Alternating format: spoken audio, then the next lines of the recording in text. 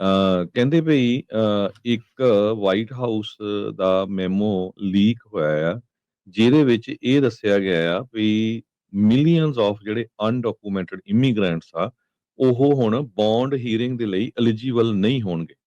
ਇਹ ਆਈਸ ਦਾ ਮੈਮੋ ਆ। ਸੋ ਜਿਹੜੇ ਲੋਕ ਇਲੀਗਲੀ ਯੂਐਸਏ ਦੇ ਵਿੱਚ ਐਂਟਰ ਕਰੂਗੇ, ਉਹਨਾਂ ਦੀ ਕੋਈ ਬੌਂਡ ਹੀਅਰਿੰਗ ਨਹੀਂ ਹੋਊਗੀ।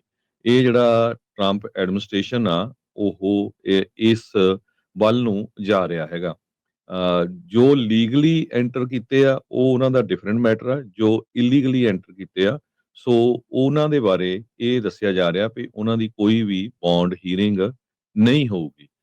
ਸੋ ਜਦੋਂ ਪਾਲਿਸੀ ਇਹ ਚੇਂਜ ਹੋਈ, ਇਸ ਤੋਂ ਪਹਿਲਾਂ ਬੌਂਡ ਹੀਅਰਿੰਗ ਹੁੰਦੀ ਸੀ ਇਮੀਗ੍ਰੇਸ਼ਨ ਜੱਜ ਦੇ ਕੋਲ, ਪਰ ਹੁਣ ਇਹ ਨਹੀਂ ਹੋਊਗੀ। ਇਹ ਵਾਸ਼ਿੰਗਟਨ ਪੋਸਟ, ABC ਚੈਨਲ, ਇਹ ਸਾਰੇ ਜਿਹੜੇ ਆ ਰਿਪੋਰਟ ਕਰ ਰਹੇ ਹੈਗੇ।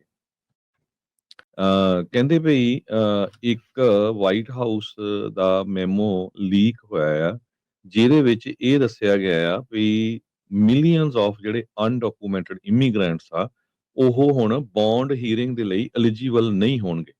ਇਹ ਆਈਸ ਦਾ ਮੈਮੋ ਆ। ਸੋ ਜਿਹੜੇ ਲੋਕ ਇਲੀਗਲੀ ਯੂਐਸਏ ਦੇ ਵਿੱਚ ਐਂਟਰ ਕਰੂਗੇ, ਉਹਨਾਂ ਦੀ ਕੋਈ ਬੌਂਡ ਹੀਅਰਿੰਗ ਨਹੀਂ ਹੋਊਗੀ। ਇਹ ਜਿਹੜਾ ਟਰੰਪ ਐਡਮਿਨਿਸਟ੍ਰੇਸ਼ਨ ਆ, ਉਹ ਇਸ ਵੱਲ ਨੂੰ ਜਾ ਰਿਹਾ ਹੈਗਾ। ਜੋ ਲੀਗਲੀ ਐਂਟਰ ਕੀਤੇ ਆ, ਉਹ ਉਹਨਾਂ ਦਾ ਡਿਫਰੈਂਟ ਮੈਟਰ ਆ। ਜੋ ਇਲੀਗਲੀ ਐਂਟਰ ਕੀਤੇ ਆ, ਸੋ ਉਹਨਾਂ ਦੇ ਬਾਰੇ ਇਹ ਦੱਸਿਆ ਜਾ ਰਿਹਾ ਵੀ ਉਹਨਾਂ ਦੀ ਕੋਈ ਵੀ ਬੌਂਡ ਹੀਅਰਿੰਗ ਨਹੀਂ ਹੋਊਗੀ। ਸੋ ਜਦੋਂ ਪਾਲਿਸੀ ਇਹ ਚੇਂਜ ਹੋਈ, ਇਸ ਤੋਂ ਪਹਿਲਾਂ ਬੌਂਡ ਹੀਅਰਿੰਗ ਹੁੰਦੀ ਸੀ ਇਮੀਗ੍ਰੇਸ਼ਨ ਜੱਜ ਦੇ ਕੋਲ, ਪਰ ਹੁਣ ਇਹ ਨਹੀਂ ਹੋਊਗੀ। ਇਹ ਵਾਸ਼ਿੰਗਟਨ ਪੋਸਟ, ABC ਚੈਨਲ, ਇਹ ਸਾਰੇ ਜਿਹੜੇ ਆ ਰਿਪੋਰਟ ਕਰ ਰਹੇ ਹੈਗੇ।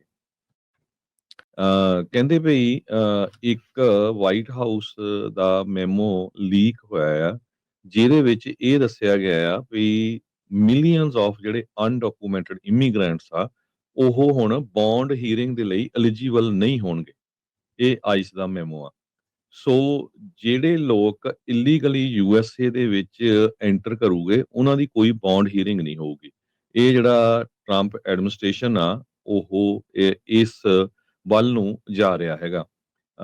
ਜੋ ਲੀਗਲੀ ਐਂਟਰ ਕੀਤੇ ਆ, ਉਹ ਉਹਨਾਂ ਦਾ ਡਿਫਰੈਂਟ ਮੈਟਰ ਆ। ਜੋ ਇਲੀਗਲੀ ਐਂਟਰ ਕੀਤੇ ਆ, ਸੋ ਉਹਨਾਂ ਦੇ ਬਾਰੇ ਇਹ ਦੱਸਿਆ ਜਾ ਰਿਹਾ ਵੀ ਉਹਨਾਂ ਦੀ ਕੋਈ ਵੀ ਬੌਂਡ ਹੀਅਰਿੰਗ ਨਹੀਂ ਹੋਊਗੀ। ਸੋ ਜਦੋਂ ਪਾਲਿਸੀ ਇਹ ਚੇਂਜ ਹੋਈ, ਇਸ ਤੋਂ ਪਹਿਲਾਂ ਬੌਂਡ ਹੀਅਰਿੰਗ ਹੁੰਦੀ ਸੀ ਇਮੀਗ੍ਰੇਸ਼ਨ ਜੱਜ ਦੇ ਕੋਲ, ਪਰ ਹੁਣ ਇਹ ਨਹੀਂ ਹੋਊਗੀ। ਇਹ ਵਾਸ਼ਿੰਗਟਨ ਪੋਸਟ, ABC ਚੈਨਲ, ਇਹ ਸਾਰੇ ਜਿਹੜੇ ਆ ਰਿਪੋਰਟ ਕਰ ਰਹੇ ਹੈਗੇ। ਕਹਿੰਦੇ ਭਈ ਇੱਕ ਵਾਈਟ ਹਾਊਸ ਦਾ ਮੈਮੋ ਲੀਕ ਹੋਇਆ ਆ, ਜਿਹਦੇ ਵਿੱਚ ਇਹ ਦੱਸਿਆ ਗਿਆ ਆ ਵੀ ਮਿਲੀਅਨਸ ਆਫ ਜਿਹੜੇ ਅਨਡਾਕੂਮੈਂਟਡ ਇਮੀਗ੍ਰੈਂਟਸ ਆ, ਉਹ ਹੁਣ ਬੌਂਡ ਹੀਅਰਿੰਗ ਦੇ ਲਈ ਐਲੀਜੀਬਲ ਨਹੀਂ ਹੋਣਗੇ।